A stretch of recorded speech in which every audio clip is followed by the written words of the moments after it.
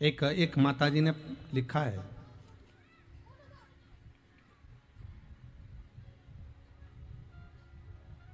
गायत्री कुमारी जी हैं कोई, उन्होंने लिखा है, गुरुदेव पशुपति व्रत हम करते हैं, पर जिस मंदिर में शाम के समय पूजा करने के लिए जाते हैं, वहाँ मंदिर शाम को प्रदोष काल में बंद रहता है और देर से खुलता है। यदि खुल भी जाता है तो शिवलिंग के पास पूजन करने नहीं जाने देते। पहला सोमवार मुझे ये सब बिल्कुल भी नहीं पता था, इसलिए मुझे चौखट पर ही पूजन करना पड़ी। कोई बात नहीं, अगर प्रदोष काल में मंदिर बंद रहता है आपके यहाँ और आप शिवजी के मंदिर में जाकर शंकर की पूजन नहीं कर पाए, तो शंकर की चौखट तक तो पहुंच गए ना, उसके दरवाजे तक तो पहुंच गए।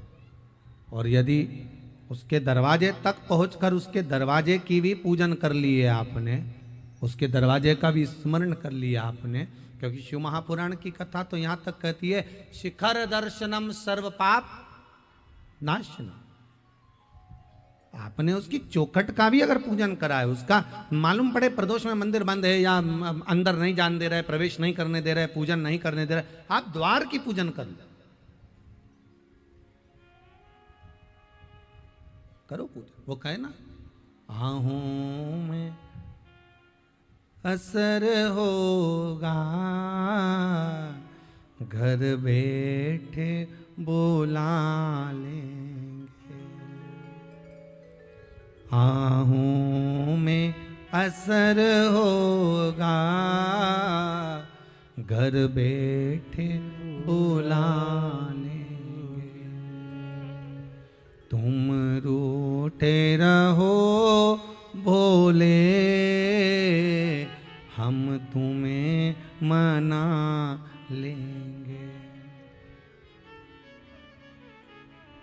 तुम कहते हो भोले, हमें काशी प्यारी है। तुम, आप जरूरी नहीं कि मंदिर के अंदर जाओगे तभी आप पूजन करोगे। तेरे मंदिर में आना मेरा काम है और मेरी बिगड़ी बनाना तेरा काम। आप भाव से जाकर एक बार निवेदन तो करो, उसको जाकर विनती तो करो।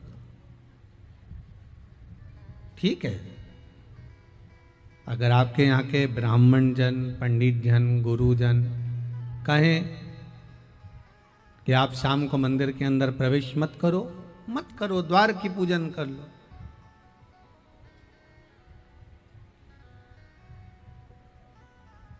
अगर द्वार की पूजन भी मना करें तो शिखर का दर्शन कर कर बाहर बैठकर शिखर की भी पूजन कर सकते। बहुत,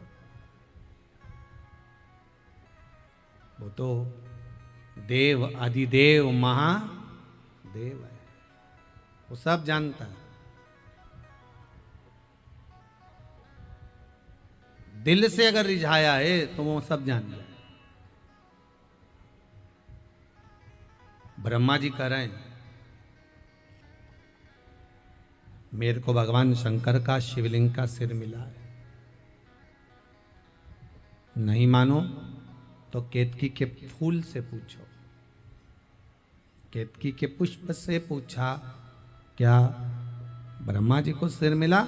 हाँ। केतकी के फूल ने झूठ बोल दिया। फिर वही वाली बात आ गई, गीता बचपन में पढ़वा दो तो अदालत में गीता पे हाथ रखना नहीं पड़ेगा।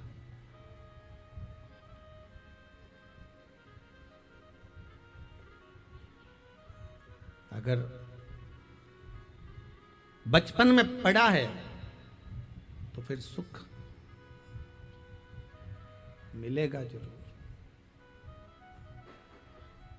वो पढ़ा ही नहीं है गीता, झूठ बोल दिया केतकी का फूल। केतकी के फूल ने कहा कि भगवान ब्रह्मदेव को सिर मिल गया। शिवलिंग में से आकाशवाणी हो गई, और शिवलिंग में से आकाशवाणी हुई कि ये केतकी का फूल झूठ बोल रहा है। केतकी के पुष्प तूने मेरे सामने झूठ बोला है, मैं तुझे श्राप देता हूं। भगवान शंकर कहते हैं केतकी के पुष्प सारे देवताओं पर तू चढ़ेगा, पर शंकर भगवान पर कभी नहीं चढ़ेगा। शिव पर अगर भूल से भी केतकी का फूल चढ़ गया तो 1000 गौ हत्या के बराबर दोष लग जाए। इसलिए केतकी का फूल शंकर पर कभी नहीं चढ़ता।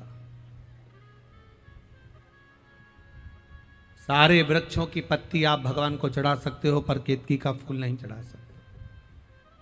श्राप है तुझको, सब पर चढ़ेगा पर शिव पर नहीं। ब्रह्मा जी ने कहा अगर आपको विश्वास नहीं है तो गौ माता से पूछ लो कि मुझे भगवान शंकर का सिर मिला कि नहीं मिला। गौ माता से भगवान विष्णु ने पूछ लिया, हे गौ माता बताओ, क्या शंकर भगवान का सिर ब्रह्मदेव को मिला है? ब्रह्मा जी को ये सिर मिला है? अब तो गौ माता ने कह दिया नहीं नहीं नहीं नहीं, ब्रह्मा जी को भगवान शंकर का सिर मिला है। शंकर भगवान के मस्तक का दर्शन ब्रह्मदेव ने करा है। तब तो भगवान शंकर की आकाशवाणी फिर शिवलिंग में से हो गई, ये गौ माता झूठ बोल रही है, ये गौ माता झूठ बोल रही है। ए गौ माता, मैं तुझे श्राप देता हूं, तेरा पूरा शरीर पूजा जाएगा पर तेरा मुख अपूज्य माना जाएगा। तूने झूठ बोला। गाय का पूरा शरीर पूज्य है पर गाय का मुख अपूज्य है। हिंदू धर्म में सारे दान आगे से होते हैं, पर हिंदू धर्म में एक दान ऐसा है जो पीछे से होता है, वो गौदान है। गाय की पूंछ पकड़कर करना पड़ता है। हिंदू धर्म में सारी परिक्रमा आगे से होती है, पर हिंदू धर्म में एक परिक्रमा ऐसी है, गौ माता की परिक्रमा, जो पीछे से चालू होकर पीछे विराम होती है। पूंछ पे से चालू होगी और पूंछ पे आके विराम होगी, आगे से चालू ही नहीं होती। तूने झूठ बोला। और आप सब तो गया नदी के तट पर रहते हो, फाल्गु के तट पर रहते हो, आप लोगों को तो मालूम होगा कि गौ माता ने 2 बार झूठ बोला था, एक शिव जी के सामने और एक सीताराम सरकार के सामने।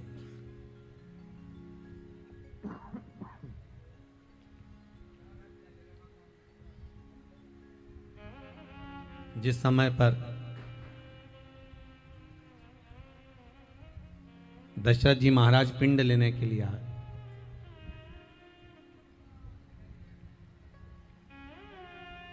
राम जी ने कहा पिताजी पिंड तो दे दूंगा पर बनाऊंगा काहे से? अन्न का भाग नहीं है मेरे पास। जाओ, मैं कल पिंडदान करूंगा। राम जी भिक्षा मांगने गए, माता सीता दूसरे दिन स्नान करने चली गई। दशरथ जी फिर आ गए, बहू पिंडदान दो, अगर पिंड नहीं मिला तो मैं नरक चले जाऊंगा। सीता जी ने ब्राह्मण देवता से पूछकर फाल्गु नदी की रेत का पिंड बना लिया, बालू का पिंड बना लिया, पिंड दे दिया। ब्राह्मण ने संकल्प छुड़वा दिया, एक पिंड फाल्गु नदी को, एक पिंड ब्राह्मण को प्रदान करता, एक पिंड गौ माता को दिया।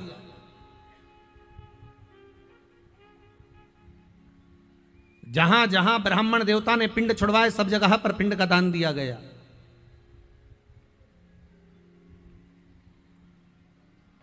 थोड़ी देर बाद राम जी आ गए, सीता लो चावल अक्षत जल्दी पकाओ, पिंड बनाओ। सीता जी कहती हैं पिंडदान तो मैंने कर दिया, ना मानो तो ब्राह्मण देवता से पूछ लो। क्यों ब्राह्मण देवता? सीता जी ने पिंडदान करा। ब्राह्मण देवता ने मन में सोचा बालू रेत का पिंड दिया, फाल्गु की रेत का बालू का पिंड दिया, क्या मेरा पेट भराएगा, क्या मेरे बच्चों का पेट भराएगा? तो ब्राह्मण देवता ने कह दिया राम जी सीता जी ने कोई पिंडदान नहीं करा। ब्राह्मण झूठ बोल दिए। सीता जी ने श्राप दे दिया ब्राह्मण देवता, तुमने पिंडदान करवाया, तुमने संकल्प करवाया, तुम झूठ बोलते हो, मैं तुम्हें श्राप देती हूं, तुम कितना भी जोड़ लेना तुम्हारी हमेशा कमी ही पड़ेगी। ब्राह्मण कितना भी जोड़ ले उसकी हमेशा कमी ही रहती है।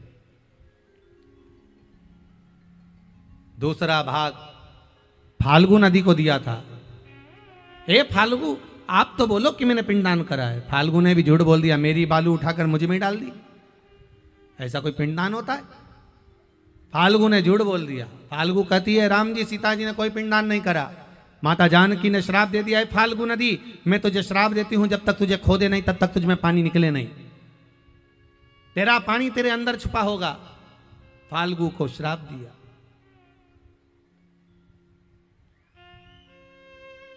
गौ माता खड़ी थी। गौ माता से कहा, ए गौ माता, एक पिंड आपको दिया है, आप तो बोलो कि मैंने पिंडदान किया। बोलो।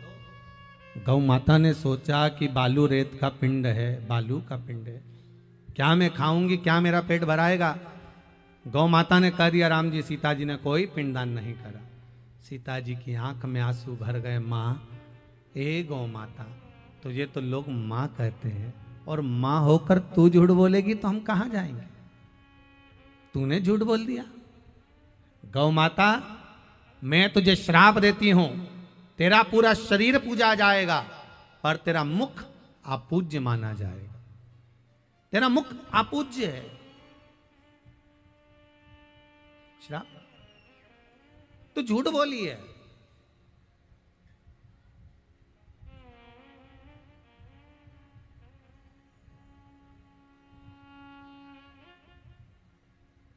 गाय किसी बर्तन को मुख लगा देती है तो उस बर्तन को 7 बार मांजना पड़ता है, 5 दिन गंगा का जल भर के रखना पड़ता है, 3 बार अग्नि में तपाना पड़ता है, फिर गंगा जल भरना पड़ता है, फिर गाय का वो बर्तन अपने काम में ले सकते हो पर भगवान की सेवा में नहीं। झूठ बोली है। एक झूठ बोलने वाले का अश्र क्या हो सकता है, वो देखिए आप शिव महापुराण की कथा में।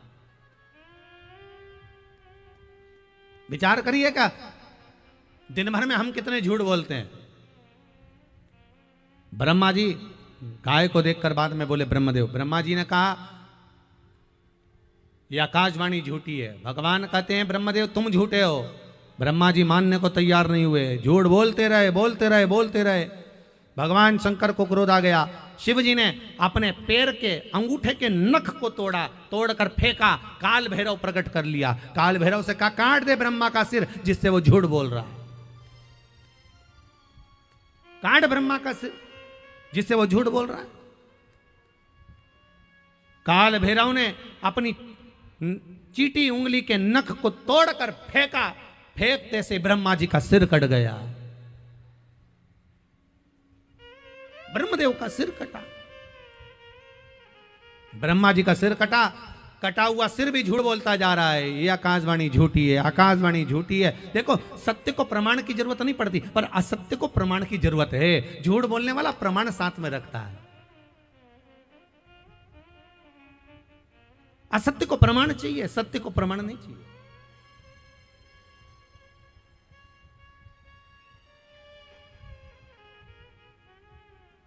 सत्य तो सत्य होता है।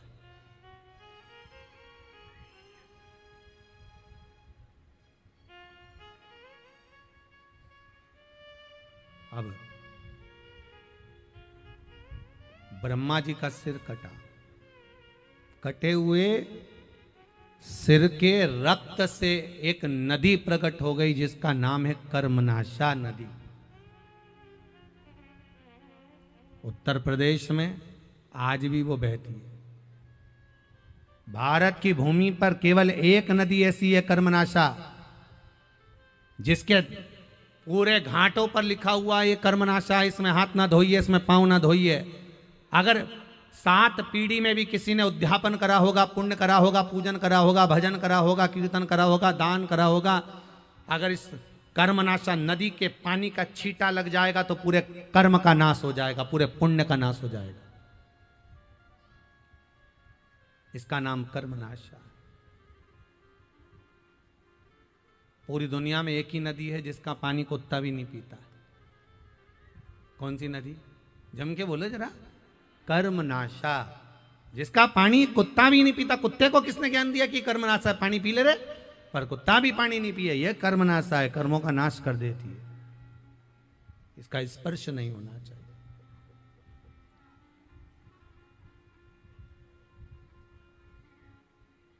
कर्म नाशा है महाराज, ये नष्ट करने वाले एक झूठ। शंकर भगवान को आप कुछ दें ना दें, शंकर भगवान को आप बेलपत्र दें, कुछ दें, धतूरा दें ना दें, शिव जी को जल चढ़ाए ना चढ़ाए, शंकर को दूध चढ़ाए ना चढ़ाए, दही चढ़ाए ना चढ़ाए, पंचामृत चढ़ाए ना चढ़ाए, पर शिव को अगर कुछ चढ़ाओ चाहे मत चढ़ाओ, शंकर को सत्य प्रिय है, क्योंकि शंकर को सत्य हमेशा भाता है। सत्यम शिवम सुंदरम, शिव को सत्य में आनंद है, सत्य में।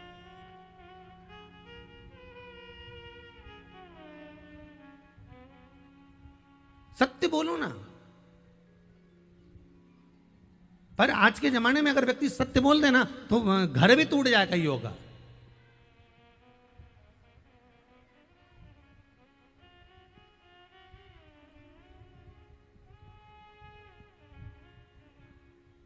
एक विद्वान से विद्वान ब्राह्मण भी एक नरक में पड़े हुए थे, तो गांव के लोगों ने पूछा, जब ऊपर गए मरने के बाद में, तो गांव के लोगों ने पूछा, क्यों पंडित जी, तुम तो इतनी कथा कहते थे, तुम इतने प्रवचन कहते थे, तुम तो बहुत ज्ञान की बात करते थे, तुम तो नरक में पड़े हो। इतना बड़ा हमारा गांव का विद्वान पंडित तो नरक में पड़ा। पंडित जी बोले, ये सब मेरी पत्नी के कारण हुआ। तो तुम्हारी पत्नी ने क्या कर दिया ऐसा? पंडित जी बोले, रोज मेरी पत्नी तैयार होकर मेरे सामने खड़ी होती और रोज मुझसे पूछती मैं कैसी लग रही हूं। तो इसमें नरक जाने वाली कौन सी बात आ गई? पत्नी ने पूछा तुमसे कि मैं कैसी लग रही हूं, तुमने क्या बोला? तो कि मेरे को एक ही बात तो बोलना पड़ती थी, बहुत अच्छी लग रही है। तो इससे नरक कैसे मिल गया? तो पंडित जी बोले, रोज सुबह से उठ के झूठ बोलना पड़ता था ना। वो पूछती थी मैं कैसी लग रही हूं, मुझे कहना पड़ता था अच्छी लग रही है। अब भले अच्छी नी भी लगे तो भी झूठ तो बोलना ही होता है। एक पत्नी तैयार होके आई और तैयार होके आके पति जा रहा था ऑफिस दुकान, इसने आते से ही पूछ लिया, क्यों जी मैं कैसी लग रही? अब पति ने आज सोच लिया था सत्य बोल के मानूंगा, चाहे कुछ भी हो जाए, आज झूठ नहीं बोलूंगा, सत्य बोलूंगा। और इसने आते से पूछा, क्यों मैं कैसी लग रही? पति बोला, ऐसी लग रही जैसे हरी घास में भैंस चल रही। अब बेचारा डायरेक्ट तो बोल नहीं सकता, तो चुप। अब पत्नी इसका मुंह देख रही, पति इसका मुंह देख रहा। पति ने मन में सोचा, विवाद खड़ा हो उससे अच्छा अपन तो ऑफिस चलो। इन्हें अपना बैग उठाया, टांगा, बुलेट की चाबी ली और जो चला। तो ये तो चला, पीछे पीछे जगदम्बा धड़धड़ाती हुई ऑफिस में पहुंच गई। ऑफिस में धड़ धड़ कर ऑफिस। अच्छा, इस कथा को हम बस यहीं पे रोक देते हैं। तो एक दो बार लोगों ने पूछा ऑफिस में फिर हुआ क्या था? हमने कहा वही हुआ जो महिषासुर का हुआ था। अब इसके सिवा क्या हुआ है? उसके बाद तो फिर आरती हुई होगी, अम्बे तुए जगदम्बे काली, जय हो सिर घाटी वाली, हम सब उतारे तेरी आरती, तेरे घर के बहु बच्चों पे भीड़ पड़ गई भारी। हे मां, अब इसके बाद होगा क्या महाराज?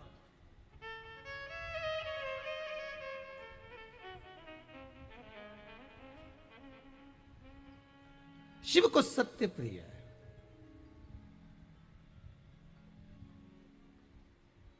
बहुत प्रिय है शिव को सत्य।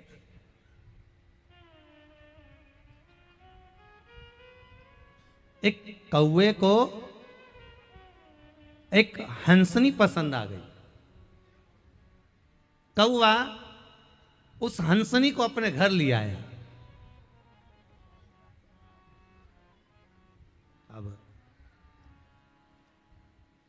कौवा हंसनी को ले आया, हंस ने अदालत में केस लगा दिया, मेरी हंसनी को कौवा ले गया।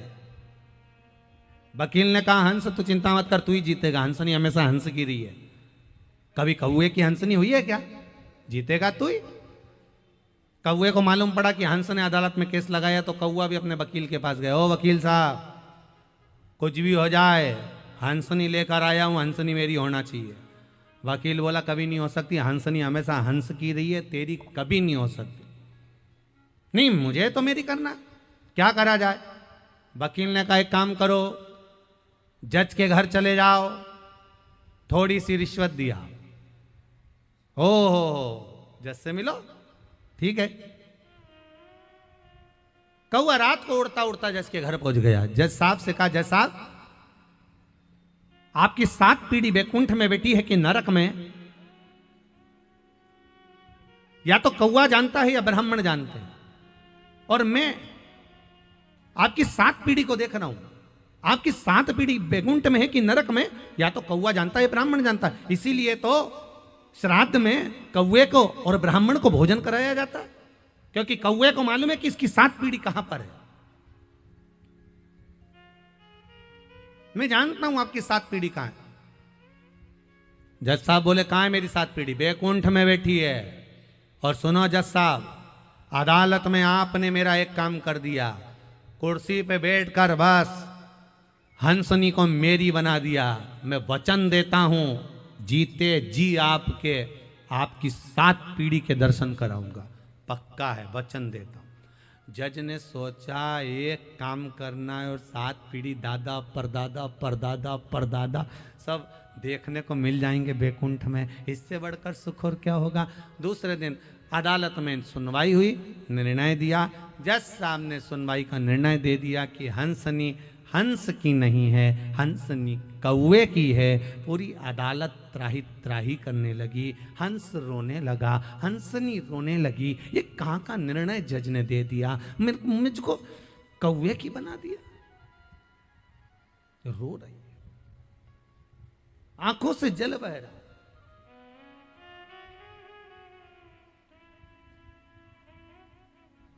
सब रोते रोते चल दिया। जज ने कौवे से कहा, कौवे मैंने अपना काम कर दिया, हंसनी को तेरा बना दिया, अब तू अपना काम कर, मेरी 7 पीढ़ी से मुझे मिलवा। कौवा कहने लगा चलो जज साहब, मैं आगे आगे चलता हूं, तो मेरे पीछे पीछे चलो। कौवा उड़ा, जज पीछे पीछे गाड़ी लेकर चला। चलते चलते शहर से, गांव से, नगर से, खेड़े से बाहर निकल गए, जंगल में पहुंच गए। कौवे ने कहा जज साहब उतरो गाड़ी से नीचे। जज जैसे गाड़ी से नीचे उतरे, वहां तो बहुत बदबू आ रही थी। जज ने अपने मुख पर रुमाल रख लिया, कौवे बहुत बदबू आ रही है। कौवा बोला और आगे आओ। जज और आगे बढ़ा, और आगे आओ, और बढ़ा, और बदबू आ रही है। इतनी बदबू में क्यों लेकर आया? कौवा कहता और आगे आओ। जज और आगे गया, मरा हुआ कुत्ता पड़ा था, उस कुत्ते के पास में सफेद इल्लियां पड़ रही थी। कौवे ने कहा जज साहब ये जो सफेद वाली इल्ली दिख रही है, ये तुम्हारी दादी जी है।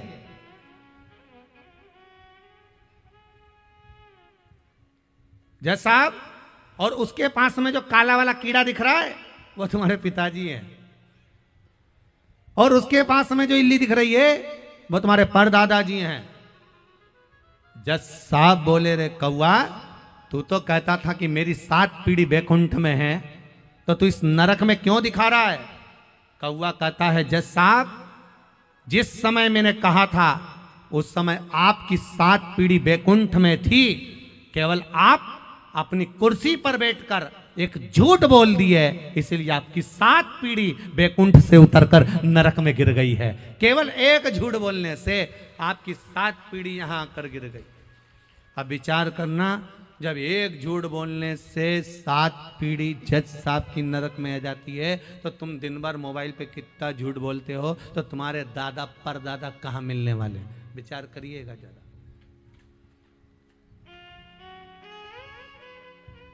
विचार करो।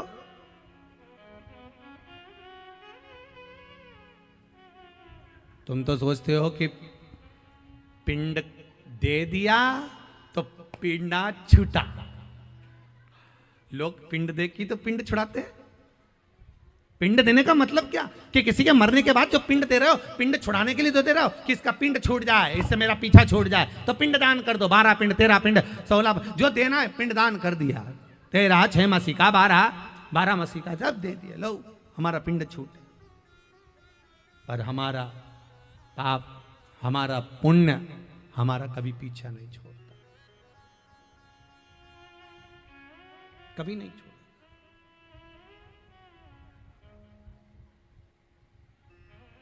आपके भीतर भजन का बल बढ़ाइए। श्री शिवाय नमस्तुभ्यम का बल बढ़ाइए, शंकर के भजन का बल बढ़ाइए। असत्य को छोड़कर सत्य के मार्ग पर चलने का प्रयास करिए।